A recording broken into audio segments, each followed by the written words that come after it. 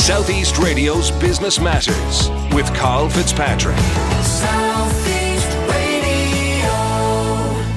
Well, TikTok has witnessed exponential growth during lockdown, and as a result, it's fast becoming the hottest platform for digital influencers. One such influencer is Lauren Whelan, and she's amassed over 700,000 followers on the platform. Lauren, before we talk about TikTok, provide us with an insight into the person behind the profile. Thank you for having me. I'm 19 years old, raised in Carlow, born in Carlow, and now I'm currently studying media and public relations in IT Carlow. I suppose my whole life I've kind of been doing gymnastics and dancing and performing, and I just love kind of that creative side of that, and I love performing, and that's kind of all about me, I suppose. And it was around Christmas 2018 that you joined TikTok. So talk to us about the journey since then, because at this stage you've amassed over 700,000 followers. Yeah, I started in Christmas of 2018, and I kind of just downloaded the app just as a joke. I downloaded it when I was actually in school during lunch, because I wanted to make a video that was kind of trending at the time on the app with the lads in my year. So I literally downloaded it just to do that video. And from there, that video didn't really do very well. It was just something that I could laugh at with my friends. But from there, I kind of started making videos at home, and I was more or less just dancing around my kitchen, dancing in my bedroom and stuff, kind of following the trends that were going on the app at the time. And I started getting a lot of views. I think the second video I posted got 10,000 views. And I was like, that is absolutely insane. Over the course of 2 years, I gained 250,000 followers. And I was just making content when I could, because obviously I was in 5th year and 6th year and I was studying all the time. But then in March of 2020, just when we went into lockdown, I got approached by Pluto the agency, which is my agency that I'm signed with now. And since then, I've been focusing so much on my content. I think COVID was kind of a blessing in disguise for me, because I had so much more time on my hands to just focus on content, and there were so many people at home, had nothing else to do except go on their phones. So there were so many more people watching my content, which obviously helped my account grow loads.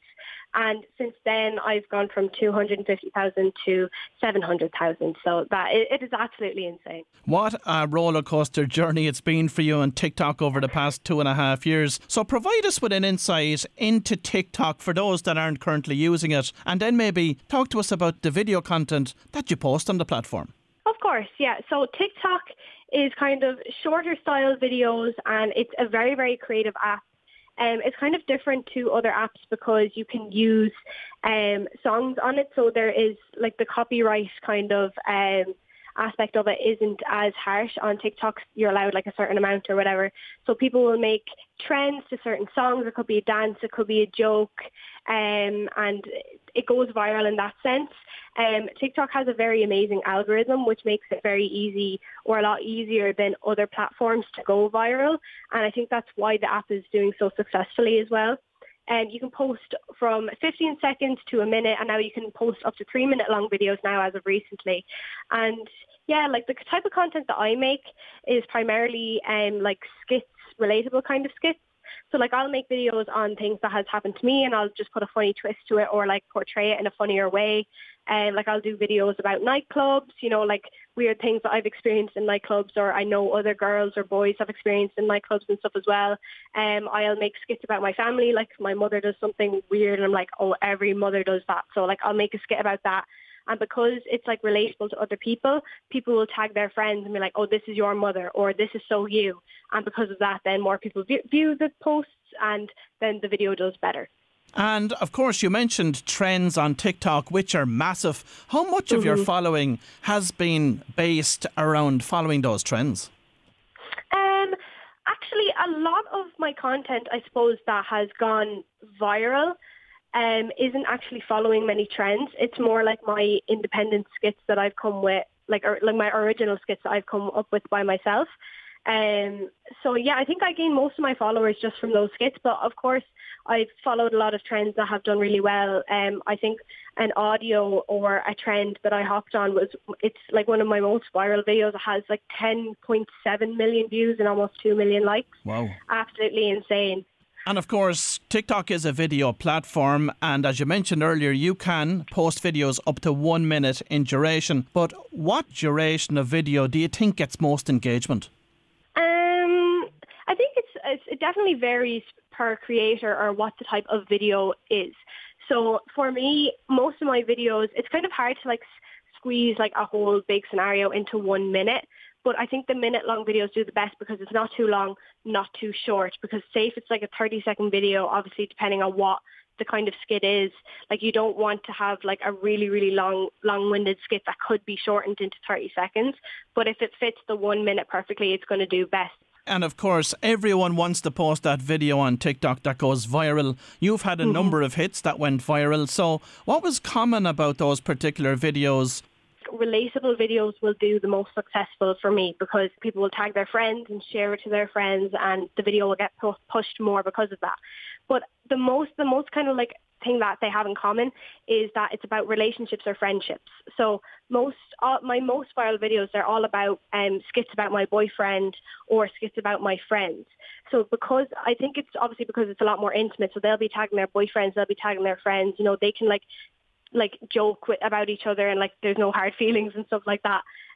So yeah, relationship videos, they do extremely well. And of course, I have to ask you about the dedication that you have to the platform itself. So how many videos would you post in an average day, and how much time would you invest into pre-production? So for me, I post a minimum of 2 videos a day. The whole thing about TikTok is that you have to be so dedicated to it or it's just not going to work. And for me, I kind of have this thing, it definitely does depend on what my schedule is like for the day. But I will get up in the morning, you know, I like to get an early morning and I'll like sort everything out. I'll come up with my ideas. And sometimes I'll write out a script. It does depend on the video. Like sometimes I don't have to come up with a script. I can just kind of do it on the spot. And then the videos, it depends as well. So a minute-long video might take 45 minutes to make to an hour. And then maybe a longer video, which you can now post 3-minute-long videos on the app. So like if it's a longer video, it might take me an hour and a half to make. And then obviously there's like shorter trends that you can hop on and they'll only take a couple of seconds to make. So it definitely does vary. But for me, I spend about probably 4 hours a day making content, coming up with ideas and searching for more inspiration. So really, it's not as easy as it looks? Yeah, it's definitely not as easy as it looks. It's definitely an easier kind of job in the sense that I have so much creativity. I absolutely love what I'm doing. But again, there's like pros and cons to every single job. But a lot more work goes into it than people think, I think anyways. And have you had to deal with any negativity or abuse on TikTok? Of course. You know, I think, like as I said, there's pros and cons to every job. And for me, the cons are just the like online hate or the negativity that I would get. And I kind of expected it, you know, like if you have an online presence, you're putting yourself out there, you're exposing yourself to hundreds of thousands of people every single day. So it's very much expected. Most of the hate I personally would get would be about my body, you know, like kind of body shaming me. I think as just being a girl, like the most hate that any girl would get would be body shaming at least. Most of the time it's just from anonymous accounts or it's just really young people and they don't understand the effects of their words could have on myself or any other creator and stuff. But at the end of the day, like I've kind of changed my mentality into thinking that hate is kind of a flattering thing. For me, like I just think about it the way like, okay, this person's taking time out of their day. They're thinking about me so much that they've gone out of their way to comment on my video just to try and make me feel bad. I'm like, I must be obsessed, you know, like I'm just flattered that they're thinking of me. So that's kind of the way I think about it now. But how do you handle those comments? Do you ever respond to them? Do you just block those followers? How do you deal with that from a practical perspective? So for me, I just more or less ignore it. Like every now and again I might respond. Like it does depend. Like I might get very sexist or very homophobic or racist comments even on my videos and stuff. It obviously depends what my video is about, but even recently I made a joke about gay pride and like there was so many homophobic comments just like on that video and it was so bad. So I had to delete like so many videos. So I'll either just delete the comments or ignore them completely because personally for me I don't block people because I don't want to give that person the satisfaction of knowing that, I actually went out of my way to block that person. I just want them to know I don't care. It doesn't bother me. They can spread as much hate as they want, but it's not going to actually get to me. But again, like if it's something very offensive and could offend someone else, again, for example, if someone's a part of the LGBTQI plus community and they see that comment, I'm just going to remove it so they don't have to see it. It's a good idea. Now, Lauren, I do want to speak to you about the business side of TikTok, because you must be leveraging that 700,000 follower base that you have. So talk to me about how you've gone about doing it. So, as I said, I was approached by Pluto, the agency, in March of last year.